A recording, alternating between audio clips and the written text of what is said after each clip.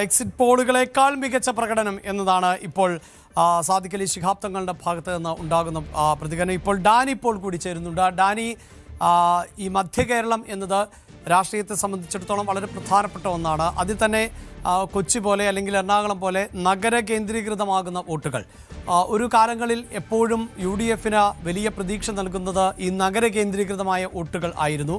ഒപ്പം മധ്യ കേരളവും മിക്കവാറും തെരഞ്ഞെടുപ്പുകളിലെല്ലാം UDFനെ പിന്തുണയ്ക്കുന്ന ഒരു രാഷ്ട്രീയ ചരിത്രവുമുണ്ട്. പിന്നീട് അത് മാറി മറിയുന്നു. UDFനോടൊപ്പം തന്നെ LDFും ഒപ്പത്തിനൊപ്പം എന്ന നിലയിലേക്ക് നഗരപ്രദേശങ്ങളിൽ വോട്ടുവിഹിതം ഉയർത്തി. മധ്യ കേരളത്തിലും വേരോട്ടം വ്യാപിപ്പിച്ചു. ചില രാഷ്ട്രീയ മാറ്റങ്ങൾ ഇപ്പോൾ കോട്ടയം പോലെയുള്ള മേഖലയൊക്കെ പരിശോധിച്ചാൽ കേരള കോൺഗ്രസുകൾക്ക് വലിയ സ്വാധീനമുണ്ട്. അവിടെ കാലങ്ങളായി UDFന്റെ ഭാഗമായിരുന്ന കേരള കോൺഗ്രസ് എം പിന്നീട് LDFിലേക്ക് പോയി. അങ്ങനെയൊക്കെയാണ് ഈ വോട്ട് നിലയും ചിത്രവും ഒക്കെ മാറുന്നത്. ഇത്തവണത്തെ ചിത്രം പരിശോധിക്കുമ്പോൾ മധ്യ കേരളത്തിലെ UDFനാണൊരു മേൽക്കൈ എന്നാണ് മനസ്സിലാക്കാൻ സാധിക്കുന്നത്. പൊതുവിൽ ഇടത് വലത് മുന്നണികൾ ഒപ്പം MDAയും ഈ മധ്യ കേരളത്തിൽ രാഷ്ട്രീയ സാഹചര്യത്തെ എക്സിറ്റ് പോൾ ഫലങ്ങൾ കൂടി പുറത്തു വരുമ്പോൾ വിലയിരുത്തുന്നത് എങ്ങനെയാണ്?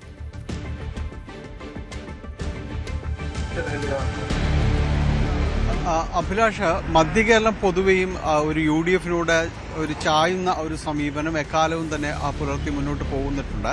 ഈ ഇടയ്ക്കെങ്കിലും ചിലയിടങ്ങളിൽ എവിടെയെങ്കിലും അതിലൊരു മാറ്റം വന്നിട്ടുണ്ടെങ്കിൽ അതൊരു ക്രിസ്ത്യൻ വോട്ടുകൾ അത് ഏതെങ്കിലും രീതിയിലുള്ള ഒരു ചാഞ്ചാട്ടം അതിനുണ്ടാകുമ്പോൾ മാത്രമാണ് ആ രീതിയിലേക്കൊരു മാറ്റങ്ങളെല്ലാം തന്നെ ഉണ്ടായിട്ടുള്ളതെന്നത് വളരെ വ്യക്തമായ ഒരു കാര്യം തന്നെയാണ്. അല്ലെങ്കിൽ അതിൽ അധിഷ്ഠിതമായ പാർട്ടികളുണ്ടെങ്കിൽ, കേരള കോൺഗ്രസ് പോലുള്ള പാർട്ടികൾ, ഇവർക്ക് ഏതെങ്കിലും രീതിയിലുള്ള മാറ്റങ്ങൾ ചാഞ്ചാട്ടങ്ങൾ ഉണ്ടാകില്ല. അതെല്ലാം ഈ വോട്ടിംഗ് നിലയിലും തെരഞ്ഞെടുപ്പ് ജയപരാജയങ്ങളിലും എല്ലാം തന്നെ വളരെ പ്രകടമായിട്ട് തന്നെ കഴിഞ്ഞ കാലങ്ങളിലെല്ലാം തന്നെ ഉണ്ടായിട്ടുണ്ട്. ഏതായാലും എക്സിറ്റ് പോൾ പുറത്തേക്ക് വന്നിരിക്കുന്നു. എക്സിറ്റ് പോളുകൾ പ്രധാനമായും തന്നെ മധ്യ കേരളത്തിലെ UDFന്റെ ഒരു ശക്തിയെ തന്നെയാണ് വിളംബരം ചെയ്യുന്നത്.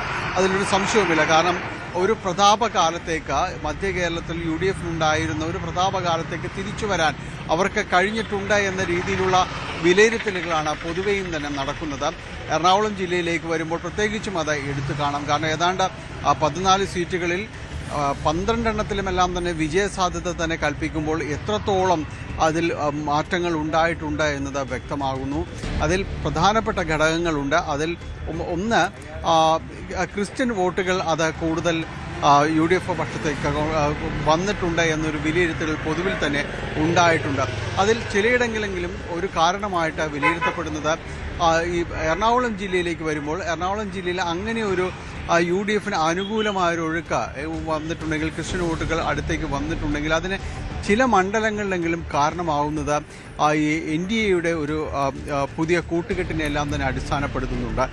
പ്രത്യേകിച്ച് 2020 വന്നത് 2020യുടെ ഉണ്ടായിരുന്ന അവരുടെ ഒരു സ്ഥിര സ്ഥായി ഭാവം അവരെ വോട്ടുകൾ നഷ്ടപ്പെടുത്താനായിട്ട് സാധിച്ചിട്ടുണ്ട് എന്നത് പറയുന്നു. അത് ക്രിസ്ത്യൻ വോട്ടുകൾ അടക്കമുള്ള ന്യൂനപക്ഷ വോട്ടുകൾ 2020യുടെ ഭാഗമായിട്ട് അവർക്ക് ഉണ്ടായിരുന്നൊരു അസറ്റ് എന്ന് പറയാവുന്ന ഘടകങ്ങളായിരുന്നു. അത് NDAക്ക് ചേരുമ്പോൾ അത് ആ രീതിയിലേക്ക് അങ്ങ് മാറ്റം ചെയ്യപ്പെട്ടില്ല, കൺവെർട്ട് ചെയ്യപ്പെട്ടില്ല. പകരം പഴയ രീതിയിലേക്ക് UDFലേക്ക് വന്നിട്ടുണ്ട്, കോൺഗ്രസിലേക്ക് വന്നിട്ടുണ്ട് എന്നൊരു വിലയിരുത്തൽ പൊതുവെയും തന്നെയുണ്ട്.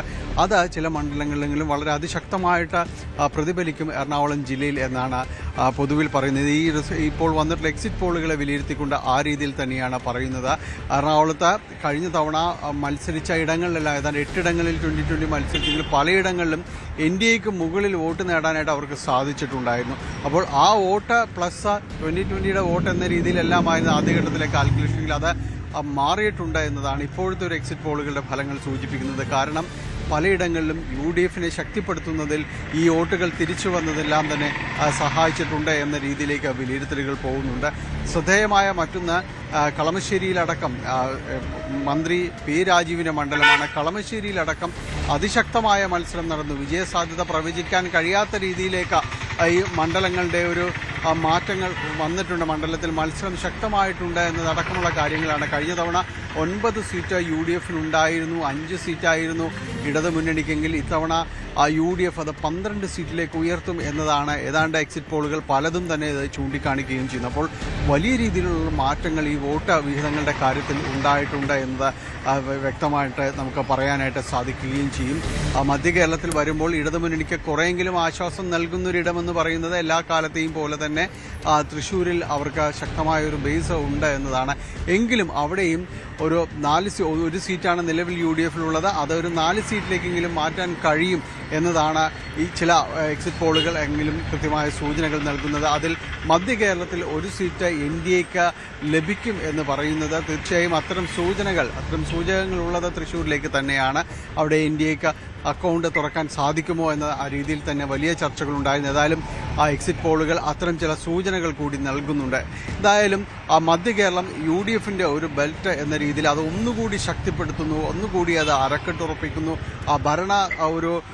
ഭരണത്തിലേക്ക് പോവുകയാണെങ്കിൽ മധ്യ കേരളത്തിൽ UDFിന് അതിശക്തമായ രീതിയിലുള്ള ഒരു വേരോട്ടം ഉറപ്പിക്കാൻ കഴിയും. മധ്യ കേരളത്തിൽ പൊതുവെ 53 സീറ്റുകൾ ആണ് ഉള്ളത്. ആ സീറ്റുകളിൽ ബഹുഭൂരിപക്ഷവും കൈക്കലാക്കിക്കൊണ്ട് മുന്നോട്ട് പോകാൻ കഴിയുമെങ്കിൽ അവിടെ ക്രിസ്ത്യൻ വോട്ടുകളടക്കം ഒരു നിർണായക ശക്തിയായി മാറിയിട്ടുണ്ട് എന്നതാണ് നിലവിലെ എക്സിറ്റ് പോൾ ഫലങ്ങൾ നൽകുന്ന സൂചന. അഭിലാഷ്. യെസ്, അങ്ങനെ ഒരു പോളറൈസേഷൻ ഉണ്ടോ വോട്ടെടുപ്പിൽ അല്ലെങ്കിൽ വോട്ടിങ്ങിൽ എന്നതൊക്കെ നമുക്ക് തെരഞ്ഞെടുപ്പ് ഫലം വരുമ്പോൾ ആണ് കൃത്യമായും അറിയാൻ സാധിക്കുക. കൂടുതൽ വാർത്തകൾക്ക് News 18 Keralam YouTube channel subscribe ചെയ്യുക.